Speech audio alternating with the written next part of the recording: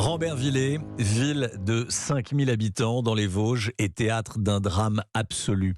Le corps d'une fillette de 5 ans a été retrouvé hier dans un sac à l'intérieur d'un appartement. Sa disparition avait été signalée un petit peu plus tôt. Un adolescent de 16 ans est en garde à vue. Il souffrirait de troubles psychiatriques et aurait été hospitalisé dernièrement. Écoutez tout d'abord le témoignage absolument poignant de la mère de la petite fille. Je suis détruite. Je ne sais pas si si quelqu'un puisse me comprendre. Et si quelqu'un a passé par où moi je passe. Mais c'est très dur. Elle s'appelait Rose, c'était mon bébé.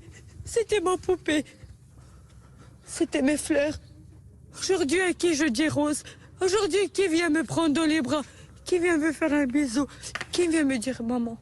Qui? Celui-là qui l'a tué. Il y a 2 semaines de ça, il était dans l'hôpital psychiatrique et ils l'ont laissé. Ils n'ont pas vu que c'est un fou. Ils ont laissé un fou. Pourquoi? Je suis détruite. J'ai plus de vie. J'ai plus d'espoir. J'ai plus rien. La mère de Rose, cette fillette de 5 ans, donc retrouvée morte dans un sac hier dans les Vosges au micro de BFM. Que sait-on pour le moment de ce drame? On retrouve Tatiana Gezelman en direct de Rambervillers. Tatiana, bonjour. Bonjour. On le disait il y a quelques minutes, un adolescent est en garde à vue. Oui, et comme le disait à l'instant la mère de la fillette, il souffrirait de troubles psychiatriques. Selon le maire de la commune de Rambervillers, le jeune homme était connu des services de la police municipale.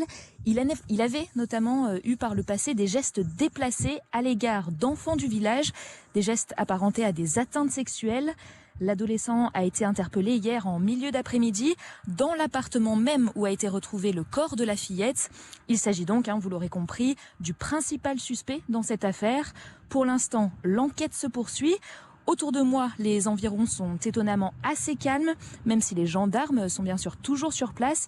Et ils sont secondés par la section de recherche de Nancy, à qui l'enquête a été confiée. Et parmi les éléments à disposition des enquêteurs, il y a notamment les vidéos de caméras surveillance de la ville qui permettront peut-être de retracer le chemin de la fillette, portée disparue hier aux environs de 15h et dont le corps a été retrouvé 1 heure plus tard dans cet appartement devant lequel je me trouve. Tatiana Gezelman, envoyée spéciale d'Europe 1 à Rambervillers dans les Vosges. Merci Tatiana.